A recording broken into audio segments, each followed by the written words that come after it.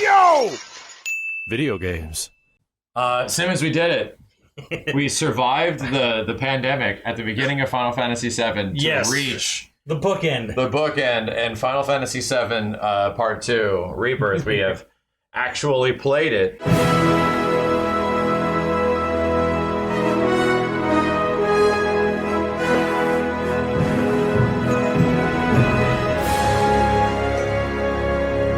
Recently, we got a chance to, like, after the trailer and everything, it was like, wow, this game's offering a lot, and we had a chance to go down to Square Enix and play what is essentially the Tokyo Game Show build of Final Fantasy VII Rebirth. So, lucky enough, I was able to include Simmons and myself. We were able to both go down there and get some hands-on time with the game, and you know, knowing that Simmons is all up in them Xeno shits, you're like, yeah, this big open worldy kind of like game with lots of exploration looks pretty good. Yes. So, I've been kind of excited. And I brought this up before. I was really excited when the director of the game, Hamaguchi, was talking about how he was really inspired by other titles like Horizon and sort of open world like thing, and how he wanted to he didn't necessarily say I'm going to bring that into 7, but he just said I really love those games. I'm enjoying them. And I took that as like, I think this guy really likes this style. And then they had the letter that came out with the trailer where he talked about very specifically, I want to talk about open environments, exploration, things, da-da-da. Everything sounded great. Yeah. It seems like everything they're talking about is like, okay. I hope the game is like this. And that's the big question from someone that is like all about environmental exploration and storytelling. Like, people are already going to hear my impressions. I want to know. Let's start off real thick. How did you feel overall about it? Because there's two scenarios. There's one that's very like the first game, and there's one that is okay. So this is how your world works. It was real. Honestly, it was like a really big breath of fresh air, or not fresh air, but more of a sigh of relief. Where it's like, oh, sweet. Because here's the thing, and it's such a tiny thing, and it's been sticking in my mind, and I don't think we have any. I don't know if we have like this captured or anything, but like, there's just moments in the game where like you want to climb up and tie up on top of like a little like guard rail, like because like there'll be like this fenced off area, and there's like a little guard awning in front of it, and you can just climb on top of it. Yeah. And Cloud can kind of just be silly and like climb on top of things. Because like, you can. There's actual verticality to the environment. Yeah, I think in some ways that works against it in combat at times. It feels like the game has some issue, like like with the levels of everything, but it's not like the end of the world. And it wasn't really to the point of like, oh, this thing doesn't, like the game isn't working. Yeah, like there was never a point where we were playing it, we're like, like things are disappearing into the ground or anything. No, we didn't actually see any of that. Nothing crazy. And this is a demo build. It's unfinished. We also were told it's pretty old. Like it's been around for quite some time. We don't know how long, but it's been around for a while. And I think the thing, because we did the 2-part demo, and then when we were doing the Junin demo, there was a part where you and I were playing it, and I can't remember who did what. I think I had the controller for a little bit, and I walked right over to this cliff, because there was like this cliff, and then there's this water. I'm like, I want to know if I can go in it. So we both were like on this cliff side, right? Because obviously it's Junin Harbor, right? Yeah. So you look out, and there's like pirate ships. Yeah, there's like this little island, sunken ships on islands. Pirate-looking ship just crashed into the reef. Well, what the hell? They didn't like what? There's just pirate ship, man. How cool would it be if you could go out there and explore that?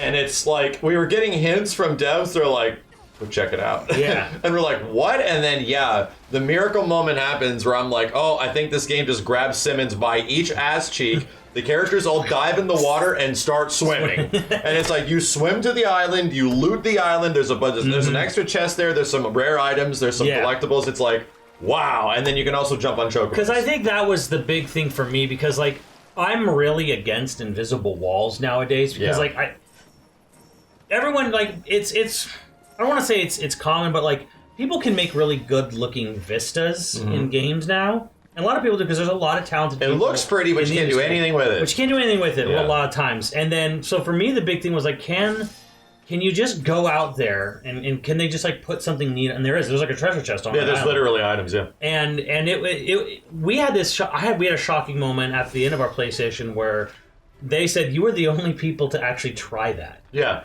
We were the only people to try swimming, and we were like, I immediately, because Simmons was always like, up a tree about water being this plague in video games where it's just why like, can't I it's your death. swim? Why can't I swim? And I immediately like seeing all your whole party do that, like Red 13 with this crazy like piloting a chicken while swimming. Like they thought of this and they specifically are designing the game around it, where it's like, yeah, you're gonna have to go through bodies of water and stuff like that, either with chickens or with characters, and they considered that. And there's not a ton of games that are like that. Right. That have that much like vertical exploration and falling down cliffs, and you can't go down like big things like Xenoblade. You can't jump off the cliff. Not really. And like do like a giant dive. And it hit me when we were coming back. I'm like, well, okay. So I was like, okay, well, you can't really do like these big long jump downs. And I'm like, because the game health system functions differently. Yeah. Right. The game. In a Xenoblade game, it has auto heal outside of combat. When you're outside of combat, your health just regens really quickly. This game does not have that. So you either die if you fall off a cliff, you die, you go back to the last spawn point. Because Xenoblade really has a lot of like MMO-y sort of aspects to it. Right. So I'm like, okay, so this doesn't function like, okay, so you get in a fight in Rebirth, and say you took some damage, right? Fight's over, you kill everything. Your life just doesn't come back. Yeah, it acts like OG7. It acts like OG7. You have to use items or cast some magic outside, because you can cast Cure on you outside of battle. Yeah. So you got to do that. So it doesn't. So of course it doesn't let you just leap off a cliff. Yeah. Take 75% damage. Yeah. I mean, it's kind of like, because then the player could literally put themselves in a situation where they're screwed. Yeah. And I'm like, but what they did add. I don't know if we have it, where if you're on an edge that's too high to drop down, because I think we got footage of it. Yeah. Cloud will like look over the edge and like kind of like go, huh. Oh. Like he'll peer over really tall edges. He'll do this basically like confirmation for the player. That's high up. This is high up. Yeah. He's acknowledging it, and it's not like the character hits like this weird wall. Yeah. And they don't interact. Like they're actually they're interacting with their environment. Yeah. That space could kill you. Right, which I thought was, okay, that's a smart thing, too, there. And you get tricked. And I think this is what probably maybe some people playing the game, maybe at TGS and whatever, they may not realize is how much you can climb up stuff. Yeah, you can really... So there's a scale button. In Free World Roam, there's a circle button that allows you just to scale objects. So at the beginning of the game, there's obviously like the very linear sort of like FF7 remake demo with Cloud and Sephiroth, and it's pretty much story. It's a setup. It's exactly what we expected it to be. It is. You get a tiny little bit of climbing, and you can literally start seeing the horizon inspiration. Yeah. Which maybe that's not fair to say, because I'm sure other games, entirely. But... I'm sure other games invented the yellow. That's there. Yes. The yellow marker on climbable. There is definitely moments where it's like, there's like little yellow markers going up the. Let me try to go up there, and there's an extra little something up there. Cloud does like this parkour like hop up, and it's like, okay, like. So there's going to be a lot of like scaling verticality in the world, which is great, and it's like, okay. I think there's like there's a breath of relief, like a sigh of like, oh, well, okay, we're good. Because there was nothing of this in Final Fantasy XVI. Nothing. That's the thing in Remake 1, like if it wasn't designated part of that trail, you were not going to go there. Yeah, and Remake 1's pretty linear, Right? Yeah. And in this one, like I said, like, because it's even like somewhat like a similar asset where it's like a construction site asset or whatever. Yeah. And it's like, here's a big pile of pipes or whatever, construction equipment. This game, you literally can go up and just climb on top of it. On top of it, yeah. And you just walk around on it. Like, you couldn't do that in Remake. There was no climb up on stuff. Exactly. Kind of stuff. So I think people might look at, like, say, like, the demo. And the Chocobo does the same thing to add. Yeah, the Chocobo does the same thing, where people are going to walk down that trail towards Junon and just be like, oh, look at that, it's a cool vista, yeah. And like, no, you can climb on that. Yeah, so and they specifically set it up in a way where like your path to Junon is like right there. Like it'll take you 40 seconds just to cook it straight to the entrance if you want. However, it gives you all these other points of interest that are to the left. And then there's some to the right that are literally inaccessible in the demo, where your Chocobo could mount the wall and potentially run up it, but they can't in the demo. It's just not functioning. There are certain things like that where it's just like, this is not in the demo, this is a TGS demo. So. And then they put so many little, like, again, like in the vista in the background, you literally can see what I'm assuming is Fort Condor. The Fort Condor swoops in and yoinks, a hooded, like, you know, figure, FF7 hooded figure guy, and takes him to nowhere, and everyone's like, oh my god, that guy's dead. Oh, the best was like his bird's like, he ain't coming back.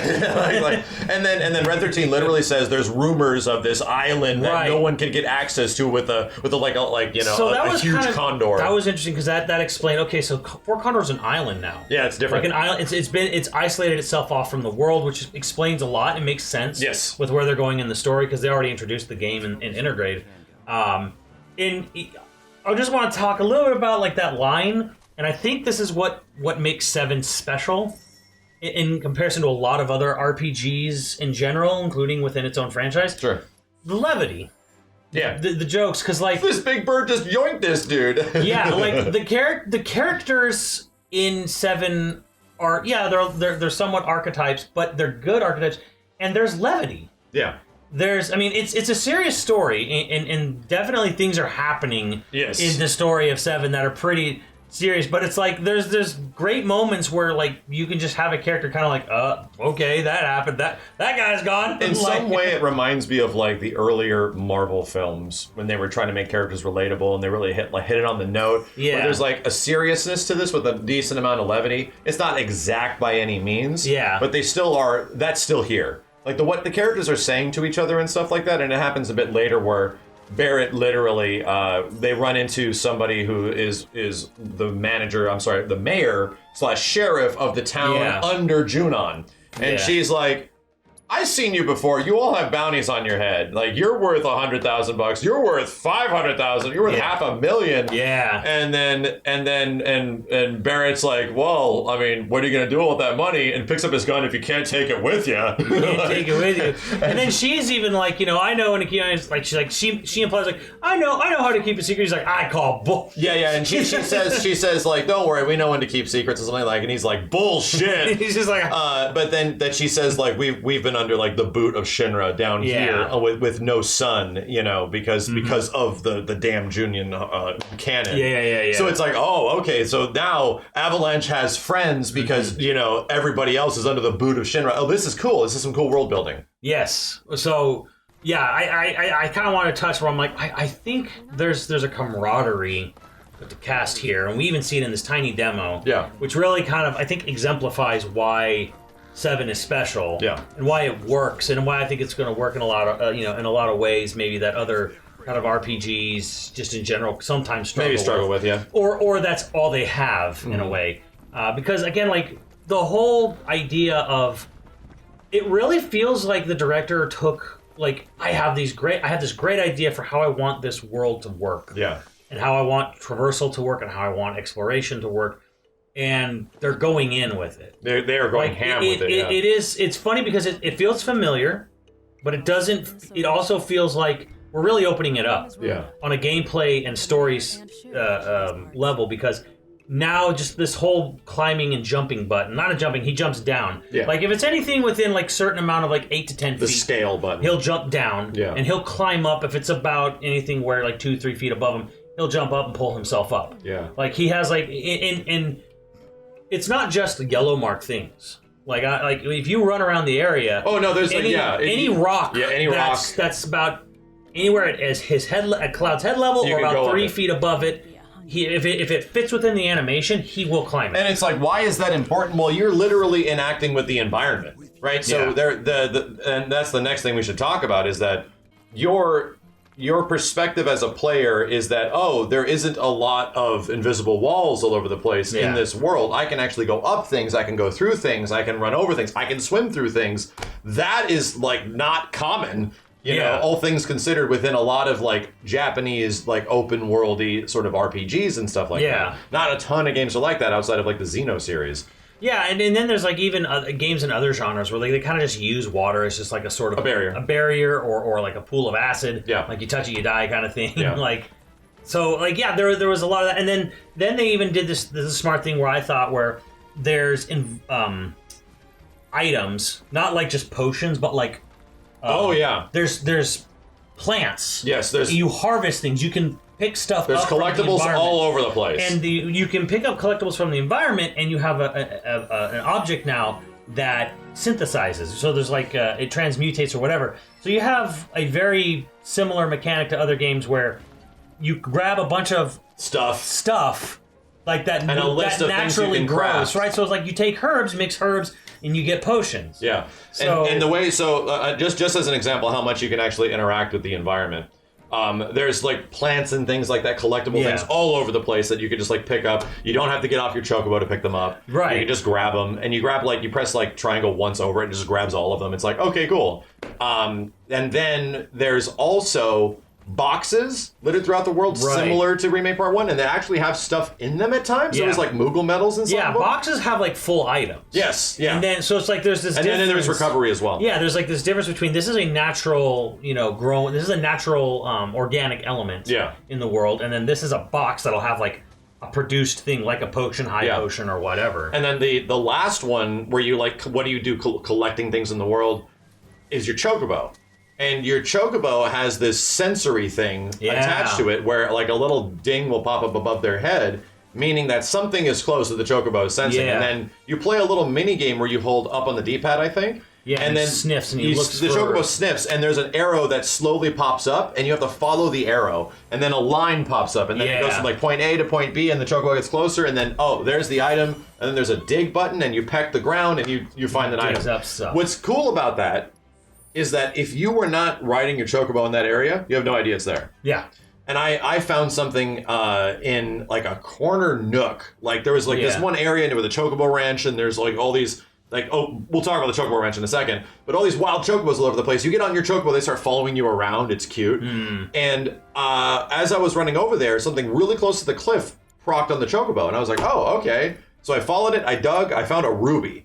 It was like 8-star rarity ruby. Really? For some sort of crafting thing later. So if I didn't run over there, I would not have gotten that. I don't know what else they're going to hide in the ground. Yeah. But still, like, there's reason to survey land masses with chocobos. So that's, again, you're interacting with the environment in some pretty, like, interesting ways. There's other stuff, like you can literally climb up ladders and go down poles. And, One thing we didn't try, I have no idea how this actually works, but, like, the combat's still real time. There's no there's no loading anywhere. Loading into a battle system, and I don't know if they wall off, like they create like a barrier around you when you're fighting it. Because we get no fight, we fight. I have no idea. Running away, you mean? I guess escaping. I guess I don't know how that. We didn't try. We didn't try to run away. I don't know how the escape mechanic works. We actually didn't try that. There is an interesting like aggro meter where if enemies are close, it'll like signify in the middle and point to their directions as far as where they are. Yeah, and you see this red circle forming. It fills up with the more pissed off they get. Yeah, and then when the circle is full, that means full aggro that you've instigated battle. So we're getting into like enemies and what populates the environments now. So there's like trash mobs, right? And some will aggro you, some won't, and they're just like around. And then you fight them, and then you just get experience. Just related to that, the experience goes to your entire party, not just the ones that are currently active. You cannot switch to the other parties. They had 3 predetermined parties already that were in there, but there was a memo that said you will be able to freely customize your party in the final game. So, again, this is a TGS demo, so there's going to be lots and lots of people playing it, and they have to go through it really quickly. I understand the point of we don't have time. We don't have time for you to make your party. So everything was there. It was we could see it in the menus. You're going to be able to customize your materia. Yeah. You're going to be able to do stuff with, your weapon and stuff. That's all there. In the demo, you're not at liberty to start a min-max and mix around materias and stuff. That wasn't part of the demo. It's not part of the demo, and we don't get to see any skill trees or stat trees. But they're there. They've talked about them. There's one thing I can say that I did see, and it is similar to Crisis Core, where on the weapons, there's a bar that's already filled up at the top, and it has a check mark. I'm like, huh. And at the right, that same check mark says weapon proficiency in the menu, and that weapon proficiency says like adds extra stagger, KOs enemies quicker, or something like that. Like it's a gimmick that every weapon has. Yeah. And we only have the default weapons for all the characters, so then there's going to be different weapons that have different gimmicks that you have to level up, or you have to you just have to use them. I don't know. Probably through use. Yeah, and Like, again, weapons may have some sort of like, okay, you've used me long enough. Now I unlock. so this. I don't know if the big like weapon universe grid that they had before, where you had to do all this like in unique weapon unlocking, is going to be there. We don't know, but still there is like a reason for you to use a Buster Sword if you want to and level up its proficiency. Because maybe its added bonus is something you maybe there's something you get later. I don't know. Yeah. They're just setting up the fact that you're going to get bonuses for using these weapons. What we do know is that the combat's been greatly expanded. I think there's two. Yeah. There are two key things that are the most okay. I wonder what your two key things and what mine are. Here are the two key things that make the battle. It's kind of three technically. Yeah, I have a couple that are pretty big. Number to the first one, game. ease the first, and these. I'm just trying to make this as concise as possible. What are the two big things that change the battle? One, dodge is its own mechanic now. It's not a materia. Yep. Everyone dodges. Yep. So everyone's got to dodge. No more dodge Two, materia. Everyone's got to parry. Yep. Everyone can parry. So yeah, those are the two big ones for me. So and then three is the synergy move. Synergy attack. But it's hold R1, press square. You can do special team up moves that do not consume the ATB gauge. Yeah, so I think this is sort of like missing from a lot of the footage and a lot of the information that's available now. So everyone sees big giant team up synergy attacks. We'll talk about that. They're amazing and they're really cool. However, they solved the problem that 7 Remake had. Yeah. Which is that sometimes you can't hit enemies and you can't do much. You're just waiting for ATB to fill sometimes. Yeah. So they added R1 attacks that synergize with whoever's in your party. Yeah. And every member has this. It works with the other two people that are fighting with you. And it's literally no ATB cost, do them whenever the hell you want attacks. Yeah. And it's stuff on the level of like Tifa and Cloud. On Tifa working with Cloud, Tifa jumps on Cloud's sword and Cloud chucks her up at airborne That's a big one, because shit. it's an airborne. This enemy's airborne, and like say you're playing Tifa, you ran out of ATB, you don't have uppercut or whatever, right? Yeah. It's like, okay, this thing's flying above me. What the hell's going on? And the only thing you can do in the old game is kind of just switch characters, wait around. Yeah. And this one, you press them, you do synergy move with Cloud. Jumps on Cloud's sword and he like hoists her up in the air. Her up. So you've got a launcher move that doesn't consume ATB. Anything. Yeah, just lets you get up there to get ATB. So you get up there and so you can start kicking in the air and then you do a dive kick because you earned that ATB once you got up there and started hitting. And there's like literally aerial specials for Tifa now that are different. Right. So like they solved this problem of the battle system's cool and we still wanted to keep this ATB gauge. Like they wanted to have something that, was still part of the original battle system, but it still works in real time. And it was kind of cool, but it did leave you in these sort of moments where, like, you're just sort of like running and avoiding, like, waiting. Yeah. My ATB's out, and I'm low on stuff. I gotta just run away and just sort of like wait for it to Or you just fill. block to get more ATB. Or just hold block or whatever. And there's some pretty creative ones. Like Clouds are mostly offensive and charge based. So if you work like Tifa or Aerith, you quite literally like hold this big attack and then they work together and slam down. Like Cloud gets this big friggin' pink laser sword. Yeah. If you charge it up all the way with Aerith. So there's different ones for every character. Like Barrett has different ones than Red 13 does, and everyone has different stuff that is all free to use. And what's really what's really crazy and fun about this is that like there's a perfect parry system that staggers the enemy. So, like, say you have an enemy that's, like, really, like, attacks a lot or whatever. There was a point where I was getting, like, cornered by an enemy, and I like, people were, like, down. I wanted to cure with Aerith, but, like, this enemy was just pressuring relentlessly. Yeah. I just started parrying it, and I parried this thing and put it immediately into stagger state. Yeah, so... Like, get off of me. So guard is back from part 1. Yeah. But what they did is they specifically added a mechanic for every character. This does not require materia. That if you guard right when they hit you, it's literally like a just defend, and you go boom, and it has this huge stagger effect that happens. It's like slow motion. It looks super sick. Like, say someone's like doing like just like a crazy wild swing of punches. Some enemy, I don't know, we didn't see any enemy like this, but like say an enemy is just swinging wildly, but you know the timing on it, and you start like parrying it. You're gonna see like their stagger may go. It's like literally some Sekiro shit. Right. So you just stagger real hard and bam, and like you didn't even throw a punch or you didn't even throw a swing. Yeah. You staggered the enemy before you even hit them. And it seemed to cause a pretty good amount. Like so that's and I did see some stuff.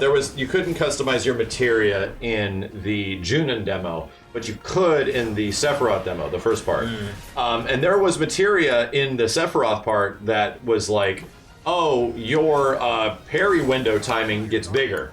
So there was a materia specifically for that, and it's like, oh, so there's literal like action game materia similar to the first one, where it's like here's new moves like dodge and stuff like that. Yeah. Now they have like action game materia for some characters and a lot of other new materia. Yeah, make the parry window larger, which is great. I'll always appreciate that, especially because I've talked to people who are kind of like, I hate parries because I can't react fast enough for them. So a game like the game like this that has parries, which really aren't important in that we saw too much of it, but they're gonna have materia for you. Where it's like, okay, well, how about a materia that makes the window way large? Yeah, cool. And it's taking up a slot, so it's expensive. But problem solved. Yeah, and it isn't just like the fighter characters. Like I've had moments where Aerith is like, and she like carries like a whole attack. The mage who just kind of throws a little magic ball. Get off me! Get off me! But yeah, talking about synergy attacks, they've already said in development notes in an interview that there's going to be ways to unlock synergy attacks for characters. Yeah. And they're super cool. The thing that hasn't been mentioned is how you do them and what you do to build them. And specifically, it's just using ATB. Yeah. Right? You need to use ATB on your ATB specific moves. So if you do like chakra, I don't think it works for that. Yeah. But if you did like special attacks, things that manipulate stagger or do damage, it built a pip. And then you need about 2 pips for each character. Yeah, so basically every character has these pips now. It's a separate meter, it's a separate gauge. And as you're beating things down and using ATB, you fill a pip up. Yeah, you have like 5. And so like a common one was like this Cloud, he builds 2 pip. Tifa builds 2 pips. Usually it'll be faster to just switch yourself between the characters. Oh yeah. Build the 2 pips with Cloud, switch character Tifa, build 2 pips Tifa. Then you can do like this synergy I don't know what you would, not attack, but like a special, like a super. Yeah. And it's like, uses 2 pips for each character, but like they each, not only are they cool moves, they're unique big moves, they're big attacks. They do something. Yeah. One of them is like, it extends the stagger duration window. So a character could be staggered, an enemy could be staggered for a very long time. There's one where it's like you get, for a limited time, you have infinite MP. Yeah, there was weird gimmicks associated with each one. There was like 3 of them. I forget what the third one is, but yeah, there was like things where it's like you build up this synergy attack, and it's not just to make a big attack. Yeah. It's, do this, you're going to get infinite MP for a little bit of time. And so, switch over to Eris and start curing the crap out of it. Exactly. It activates like weird passives that your team gets. And speaking of that, and there's no like deluge of information about this, but there was in the menu for each individual character a list of passives, but it was empty, and there was nothing in there in the TGS demo. So I'm only hoping that potentially means that other party members will have passive abilities. I have a prediction, because it's still 3 people in a party. Like there's a party of 5, but there's only 3 people in the party at a time. You don't have like 5 people just wailing away. Like things would die immediately. But I'm still predicting there's going to be something for characters not in your main party, but like hanging out. Yeah. I think there's going to be passive something abilities they're going to get. And to also emphasize though, you do see them. Yeah. Like when you're fighting a battle on the world, they're there with you. They're there, and they're kind of interacting with the enemy. You just can't do anything with them. You can't switch to them. They're not really doing any like damage. I do hope it's just sort of window dressing. I do hope that's maybe a thing that happens later in the game where you can like actively switch to them, because you still do run into kind of issues where it's like, big aerial enemy, I only have 3 grounded characters, but they're adding these synergy moves that allow you to get up there quicker in general. So I see that they're building tools around that. So maybe because already it's like, okay, so the combat has been vastly expanded in this game, and there's already like way more action game. But I feel like they did the smartest things they could have possibly done, which was, let's not make dodge like an equipable materia. Yeah, so smart. Let's make parry a universal mechanic, because parries are always good. And then let's come up with something to do that doesn't consume ATB, that still looks cool, that kind of like helps you, especially when you get in these sort of like stuck positions in combat. So these are all smart additions. What did you think of the music, though? Some of the themes were pretty similar to the first one. Like some of the battle themes, like they felt almost identical. Like there's the boss themes, like it felt almost like no different than OG FF7 remake. Yeah. But yeah, the world theme I was humming all day. Yeah. After we were done.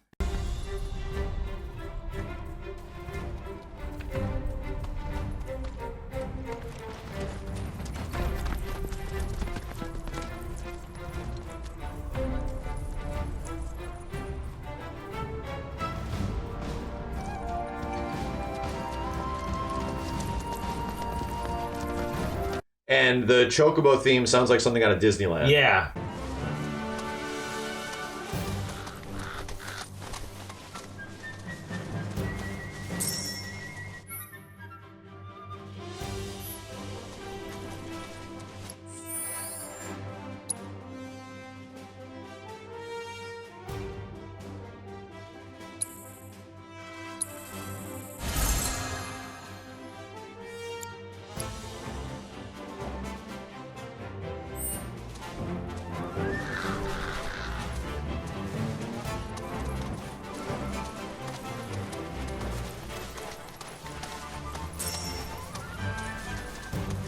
Yeah, Straight up.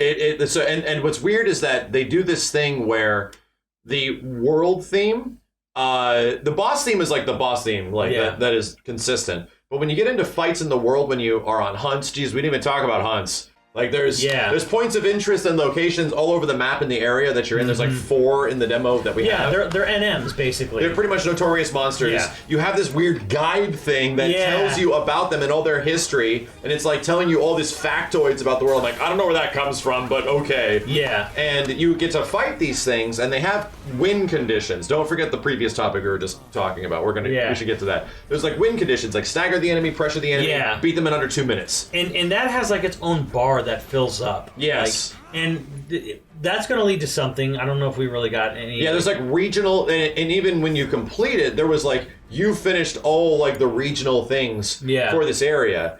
Go now, head over to Union Harbor, like head over to the town. It's like, oh, okay, so I'm good. But yeah, like the extra, the sub conditions, yes, like the bonus conditions for defeating the enemy.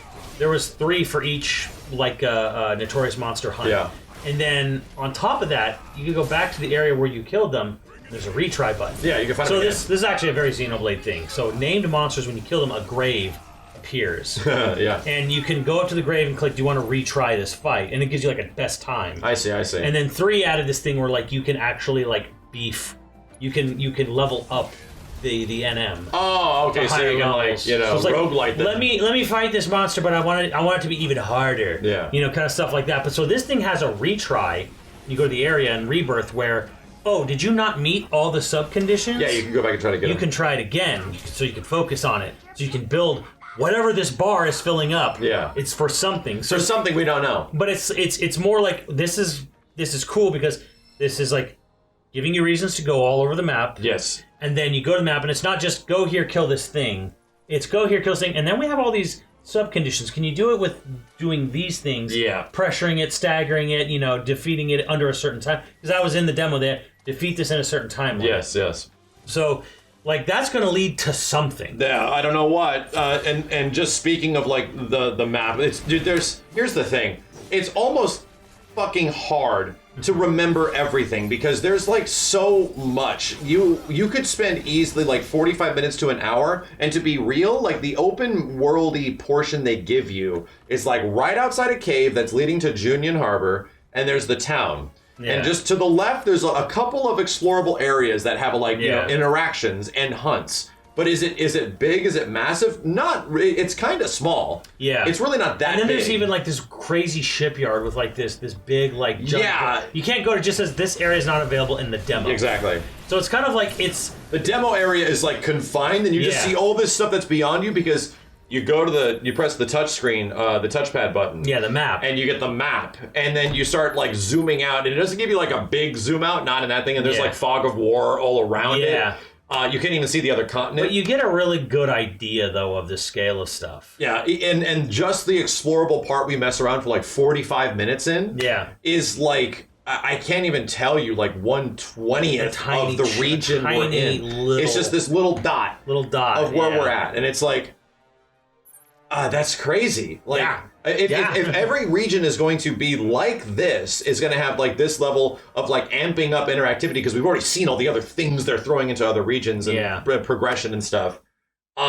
It's crazy. Like I can't believe it. I honestly think they went so ham with environmental storytelling / travel / exploration. And a big it's one, crazy because we only got the sliver, but like it's a big peeve of mine, is that I don't like these large environment world games. It's kind of like, We're gonna have ambience, birds chirping, and that's it. Yeah. And your But as soon as you footsteps. walk to a bush, you can't even touch it. Right. It just it's like a wall. So I hate that, but this game had music playing all the time. Yes. Like it wasn't like blaring down here or whatever, but it was just the theme of like music. the music was different. I don't know if that theme, the dun dun dun dun dun dun dun dun. I don't know if that was unique to Rebirth. I don't remember that that from the theme original is game. unique to Junion Harbor. Right. I don't remember that in the original game. I don't. So it was a new track, and so as I was explaining before we got into the tangent, the music like has these nice transitions that go directly into the next thing. So it's like that music transitions into a Chocobo theme, and it's like really organically. Yeah. And you get this Disneyland-y Chocobo theme, and then you get into a fight, and then it like kicks back in, dun, dun, dun, dun, dun, and it's like, oh god,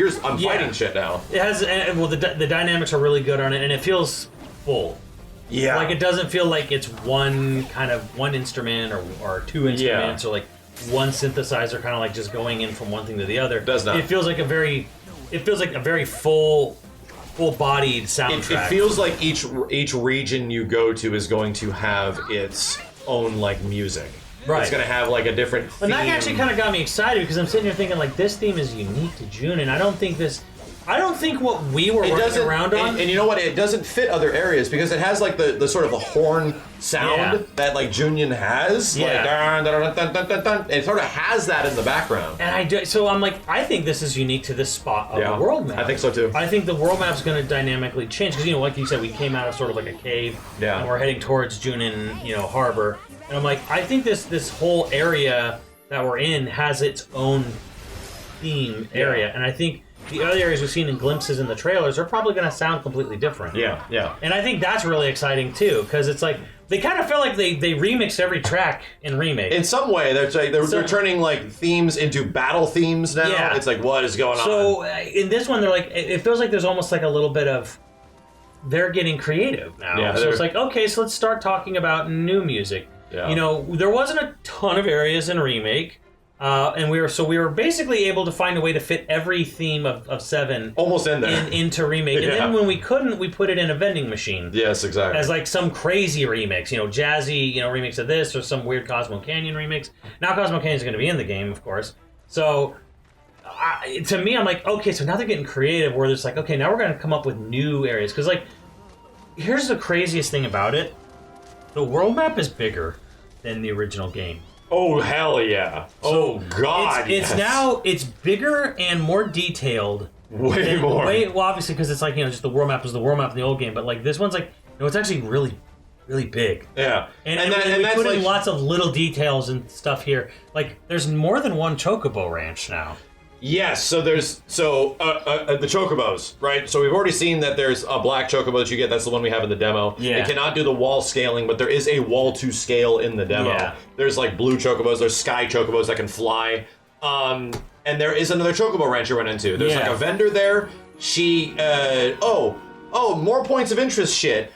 There's these cute Chocobo things. There's these weird hybrid human Chocobo things. I don't know what they are. Baby Chocobos. Baby Chocobos. They're like adorable. And then you just see it running around and they go square and they like get your attention and you just follow it and it leads you to checkpoints. Yeah. It leads you to Chocobo checkpoints that have a bench and they have this sign that you have to pull up and it's like a little Chocobo sign. Yeah. And the thing goes like, wah, and it gets all happy and excited. And it gives you these Chocobo plumes. Yeah. You spend these plumes at Chocobo ranches for gear for your Chocobo. Mm-hmm. So you go to the ranch and there's this thing called the Chocoboutique.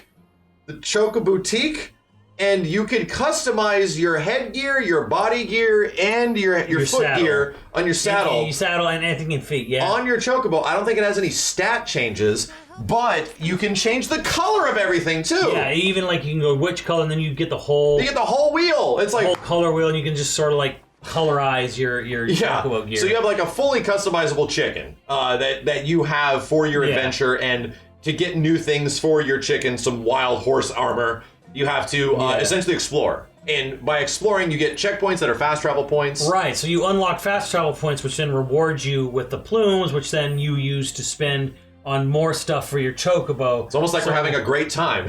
So like everything is sort of like pointed. There's all these different things in the world. It's not just, go unlock that. Like, it's not like I need to go down and just unlock all these fast travel points just so I can have these fast travel points. Yeah. No, we're going to give you more. It's not just the fast travel. It's fast travel, and then this Nice bonus thing. bonus things to unlock stuff for your Chocobo. Also, something I noticed when we were looking at the footage again, because there's so much stuff that's like happening, and this is later in the game that it's like you're just absorbing. The item synthesis thing levels up.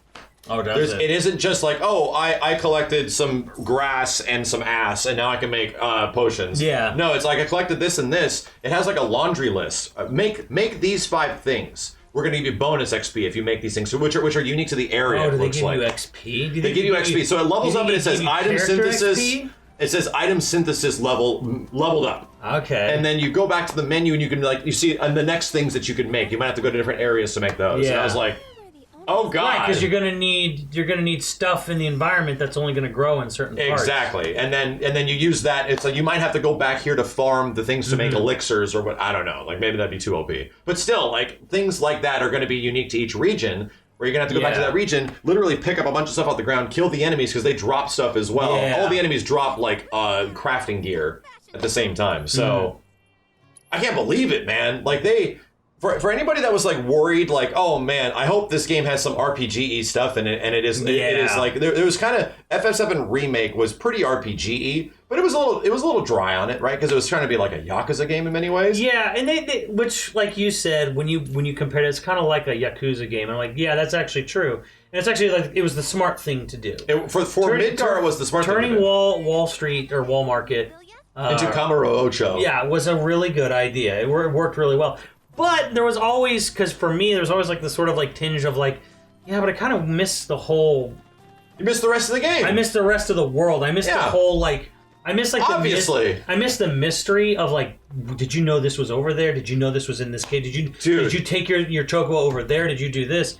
And then so I was my biggest fear, going in or sort of like before Remake was out was that like most of the game was going to be these sort of like Unreal style checkpoints of like crawl through spaces. Yeah. Of like it's like we're just gonna have this. We're just gonna load here. You're gonna go on basically a guided tour. A very strict guided tour of the world of Final Fantasy as if it was a theme park attraction. No, but ain't that? It's not certainly that. not that. It's not that because now they're like, oh, now we want to like show the rest of the world. And we get exposed to just the Junion part, and we get like out of a cave that is something different from the original game. Yeah. And it's like, okay, so you get this huge sprawling look at like Junion Harbor and the gun. You're like, oh man. You see the high wind up there. Yeah, so you're like, holy crap, like this is incredibly cool. From that point, you have the entire area around there to explore, and way more than what's in the demo. You go through the town, you talk to NPCs in the town, an event happens, you get into a boss fight, you fight the boss, and there was no loading. So it was all seamless.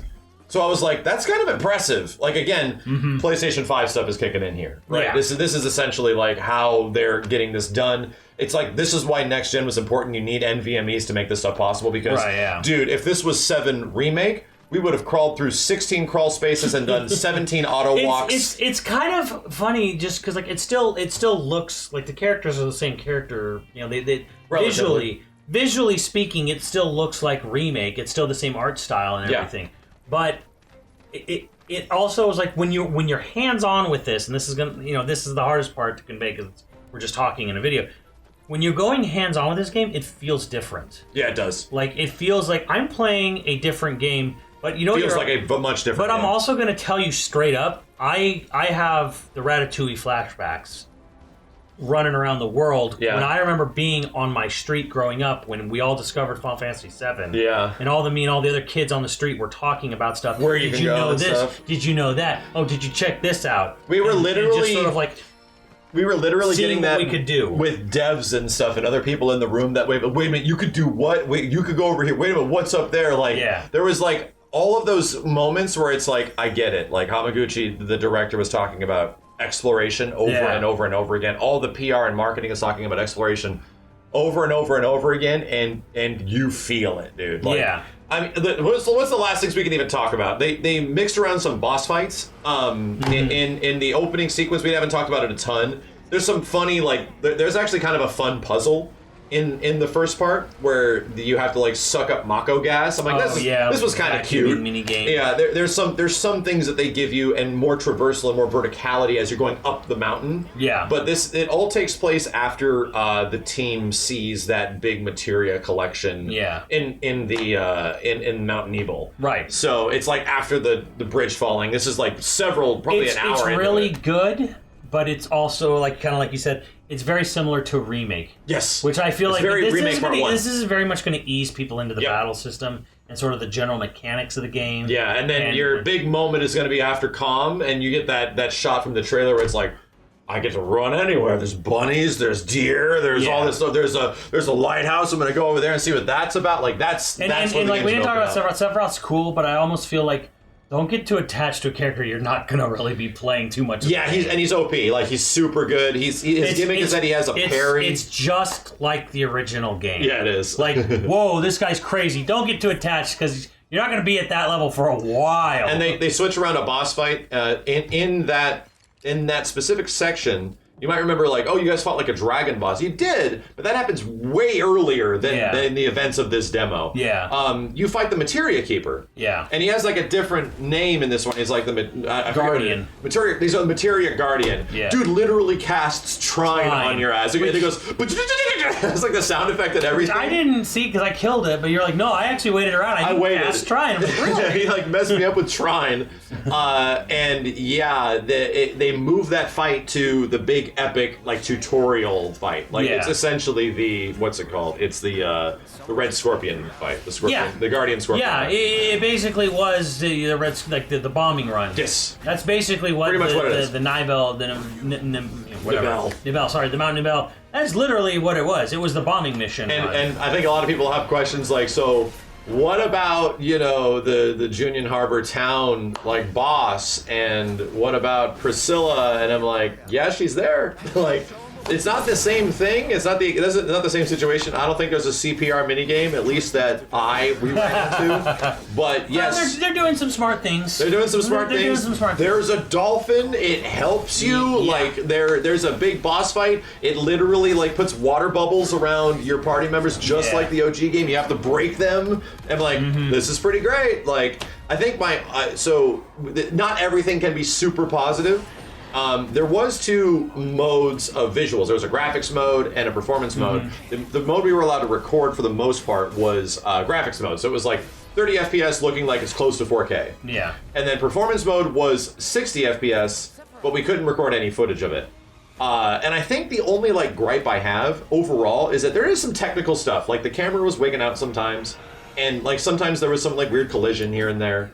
But it was relatively minor things for a build of a game that might be like a year before it's out. It might be really old. So I'm hoping that's the case, where it's like this feels like this needs like that little extra level of polish. Yeah. And granted, we're still not close to the game's release, not entirely close. And that feels like where they would spend that time. It's still in development. It's still in development. We're not at a point where it's like, oh, the game is announced, but it's coming out so soon. It's like, it's pretty much done. It's not at that, it's pretty much done point. It's still in development. Ultimately, I never saw it really mess around anything but 30 in obviously 4K graphics mode. It was pretty much hovering 30 the whole time. Yeah. Felt very visually similar to I think remake. my only criticism is not even related to the game itself, but just the decision where outside Junyuan Harbor is not as visually pretty. Yeah, it's all orange. Because we saw in the clips, like outside of like Barrett and Yuffie doing something outside of Costa del Sol, and we saw that Summer Games Fest trailer, out in the area, probably outside Calm or something like that. Yeah. And they're very pretty. Junyuan is what it is. But it's like at sunset. It's a rocky fishing hamlet. That's being crushed under the weight of a big Shinra cannon. Yeah. And it's at sunset, so it has a very distinct look that works. It's supposed to be that because that is Junyuan. Yeah. It always looks that way. My only criticism, I kind of wish I could have run around somewhere else as well. I did too. And that's not even really a criticism so much as it's just this game was so fun. I wanted to play more. I wanted to see somewhere else. And that was show me more. And that's the conclusion we have at this. And by the way, graphics mode ran at 60. It looked like it was like hovering. The performance was pretty solid. Yeah, sorry, yeah, performance mode was it was 60 FPS. It definitely was, but it looked a little like smudgy. They did not want you recording it because it's early, and it clearly is still being optimized. I feel and they're like working on what it. they did is they're like, okay, we want to make it look run really well. Yeah. So we're just gonna drop it really kind of like probably lower than it will be. Most likely. Just to so the demo is running really smooth if you play on performance, and I pretty much mostly play on performance, and I loved it. But yeah, you could tell the game's not done. It's not done. It's not done. There's little tiny things that are just like, oh, it's not done. It's tiny things that are like not like overarching, like, man, this is like a decision that's going to mess up the whole game. No, it's like a box clipped over here. Exactly. It's like, oh, something was like, a piece was hovering in the middle of the air for a second. Yeah. And it's like little technical things, like the border of the screen didn't render all the water entirely for a moment, and then For a it pops split in. second or whatever. It's like, yeah, for split seconds you see like little seam things come in. It's like, okay, I can see where like hopefully the polishing pass takes care of all this stuff. The demo was still technically very polished in a way. It was. You had to go out. You really had to go out of your way to. And that's the thing. Why? I'm actually going out of my way to find things that I don't like about it, because if I'm just emphatically overly positive about everything, which I kind of F and M, the only thing I have a gripe about was some performance stuff. Right. Yeah. And it's not even like frame rate performance. It's not even that. It's like it's just like little polished things, like the camera would wig out every once in a while. Like I would try to like target an enemy and it would like, flip on accident and then come back. But was it happening consistently and constantly? Not at all. It was like here and there. And again, we had the chance to like go through the demo like a few times. Every single time I went through it, I found something new. Something interesting. I was like, I'm gonna go over here, I'm gonna go over there, I'm gonna something climb on this. Located something that wasn't there before. Just realizing that there's like this thing like on the main path. You go by this fence, and behind the fence is like this big pipe. Yeah. And I decided I'm gonna run on that pipe next time. So I went to this other area and I climbed up and over it, and I was running along the pipe, and I found like a couple like doodads or items, extra chests and stuff. On there, just for no reason, just to be that. But it's like, no, you don't have to walk down the specific road to the city. I mean, like there was even a point where like I climbed over like up these rocks that were going and leading into the fishing village. Yeah. And I'm like, oh. Okay, cool. I could just climb up here. Why not? Cool. and again, like what you were saying, the final impression of Final Fantasy VII Rebirth is that we had a demo that we played multiple times practically. I had to go back to record again because our footage was messed up. We didn't have audio, and I went through it like again, right? And I was still like at the end of it, oh, dude, and that was the same exact feeling you get with FF7 Remake's demo, the E3 demo, the one that was eventually released. Like, you get this like, oh my god, can we please just let there be more? Do we have to wait this long? I would almost say like the demo was to me a lot like that first RE4 demo back in 2004, where it was just the village, because it gave you enough of a wide enough area to run around, enough stuff to just see what's possible. So, and there was lots of things to do to mix up your demo experience. So in this one, there was a lot of ways to sort of mix up. And there's two different demos. Like it's obviously showing you like, oh, here's what our really cinematic stuff is, but then here's the world, right? Like when you're out of towns, here's the world. I just want to go run and fight this boss. I want to go and hunt these other optional things. I want to try to get all the bonus missions on the fights. I want to like find all the Chocobo stops, and I want to find all the things my Chocobo can equip itself with. And it doesn't feel like it's meandering to the point where you're just wasting my time. It didn't feel like that. We didn't get there wasn't any of this like but if you wish to enter past me, must answer me my questions 3 no, it didn't feel like any of that. Get me 3 Wendy's cheeseburgers or whatever. And then you gotta run back 6 miles. It wasn't like that at all. It wasn't. It felt pretty organic. So again, I had to at least find something that wasn't completely emphatically excited about it. But I think your comparison of the Final Fantasy VII Rebirth demo, both of them together, but especially the Junon demo, is like kind of comparative to RE4 where it's like, yeah, and that RE4 demo changed a bit from the demo. It got a lot better by the time it came out on GameCube. And I actually have that if you ever want to play it. Yeah, well, we have. I think we have. We put it up on the channel. But yeah, it's like that, where it's like, oh man, this is kind of crazy. Like, this game's going to be super fun. My God, I want to play. You want to play it again? You want to try it and look for more things? That's the feeling you get. Yeah, and then so many different synergy moves and stuff. You want to like. I don't know if I saw everything. Like, I literally, I went out of my way to see things. I literally let Sephiroth get beat up so I could even see his limit break. And there's just so much stuff. So the impressions are pretty positive. If you can't get from the gushing that's going through, the impressions are pretty positive. And I've always kind of been like, sort of like, I don't want to be a Debbie Downer, but I'm like, I was so afraid. I was so afraid that like we weren't going to get the world of Final Fantasy VII. We were going to get just the story. Mostly the story. You know, I was so afraid of that, but they brought in, it really feels like they brought in the right people to do the right things for this game. Yeah. You had people who really passionately care about, I want to have a big giant world with lots of things to do in it, lots of reasons to explore in it.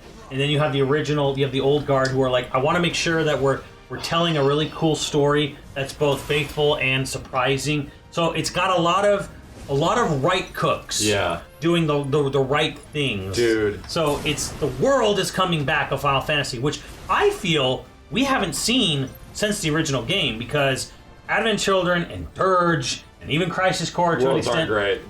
They're very focused on Midgard, and they're very focused on their very specific areas and stuff. So this is like, we're going to go back to Junin Harbor. We're going to go back to Cosmo Canyon. We're going to go back to the Golden Saucer. We're going to go iconic locations. We are going to see the rest of this world, because there was so much more to this world. Like, people, I don't think people forget, but it's like, man, like, you got to remember, there's so much more to this world that was in this game. The Dune Buggy, and even beyond that, like, that we haven't seen yet, but like Vincent, and like Tiny Bronco, and Highwind, and we saw the Highwind. And, Rocket Town. Rocket Town. There's so much to this world of this game. And it's insane to me that like someone was in like, I want to make sure it's all there. Yeah. I want it all there. I want it expanded, and I want it to be like interactable, and I want it. It's like I want you to go in, and I want you to feel and touch it, and climb on it, and jump down on it, and swim through it. And it wasn't compromised in any way. It wasn't like, we don't know what you can do. It's like, no. And it has all the scale of like FF. The scale. The scale is there. Because that cannon in Junin is giant. It's crazy. Real time. You look up at it, it's like, Jesus, dude. You're like looking at, and you literally run in there. You literally run into the town underneath it, and you're like underneath it now, and you're seeing all like the messed up plating. You're seeing like and you're seeing all the scaffolding and the pillars. You're seeing the things that are holding it up, kind of thing. And it didn't load. No loading. And you just ran. You clearly were running through a longer little path in there that was loading some stuff. Yeah, on the way. Yeah, but still, like it was seamless. It was kind of funny because like the whole side was like a view of the ocean. Yep. So you were constantly looking. It was a smart thing where it felt open, even if it was technically loading assets from another area in. It's like, but here's also this whole view of the ocean as you're running in. Even on Mount Nibel, there was like that part where it's like you have that weird. Very similar. So it's like, okay, like they're doing things now where it's not like Cloud like squeezing through a tight crevice. Yeah. And like, okay, obvious, or the elevator loading sequence. Yeah, exactly. So it's like, there's so many smart things here that they're doing with it, and they're really kind of like. I feel like if anyone felt a little bit, I don't want to say disappointed, it just felt like a remake was a little too small in scope. This is fixing that. Dude, Final Fantasy 15 was like ridiculously successful because it was like an open world game, right? Yeah. Compare what we played here with any part of open world Final Fantasy 16. Yeah, exactly. It's like, whoa. Even 15 to an extent. I'm sorry. Did I say 16? I meant 15. Well, even 15 though, because like 15 would have the thing where like Noctis will get out there and is like, it's going above my ankles. I can't go any further. That's what I mean. Like in 15, like what do you actually do in the environments of 15? Like, well, you fight things and you run around and you go to gas stations and then you find fishing locations, and there's so much more stuff to actually do with the open world in this game. There's like actual exploration, and we saw like this little piece of the pie. Yeah. Like the smallest little piece of the pie. Already felt like I was exploring more stuff than I did in almost the entirety of the open world of Final Fantasy 15. You know, Yeah. and that is their open world RPG. That is their like big coup de grace open world RPG. It's crazy that all the nutty budget and the time and the resources that they're putting into Rebirth is specifically for the fact that, oh yeah, we're making a game that is a follow-up to like things like Elden Ring. We're making a game that was a follow-up to things like Xenoblade. We're making a follow-up to games like Breath of the Wild, because there are elements of those games kind of in here, and not the exact same way by any means. Yeah. But in the way that you craft your open world, you already feel that. And it's like, oh god, this is actually a really big deal for Square, because this is their first real legit open world game. And I feel like the direction of this game is done by someone who really likes this. Who likes it, yes, exactly. In the same way that Yoshi P like loved like MMOs and stuff, like Warcraft and stuff, like Warcraft, like World of Warcraft, and made 14, like all this experience went into it. It feels like this is made by people that like really wanted to do something with the world and storytelling of Final Fantasy VII, and they're going ham. Yeah, like it feels like the direction is like we really like open world, you know, or just like at least wide linear, as I like to call them. We really like the idea of like having a big open environment with lots of stuff to do in it. Like I like this. Yeah. I'm not doing this because it's expected. It's like it feels like it's being done because they like it. Exactly. So this video can't get any longer. The impressions are overwhelmingly positive. We have to go out of our way to discover things that are bad about it in any way. Rebirth looks like the real deal. So real deal. Stay tuned. You're going to be playing it. I'm obviously going to be playing it. It's one of those things where it's like, man, 2024. Now it feels so far away, brother. Right. Like, it feels oh my so god. far away. And then too, I'm like, man, I hope 2024 has some real bangers, because this is one of those. This might be a real early goatee. You know, if everything just kind of sticks here, this is gonna be the game to beat. Thank God Tekken is coming out in January. Thank God.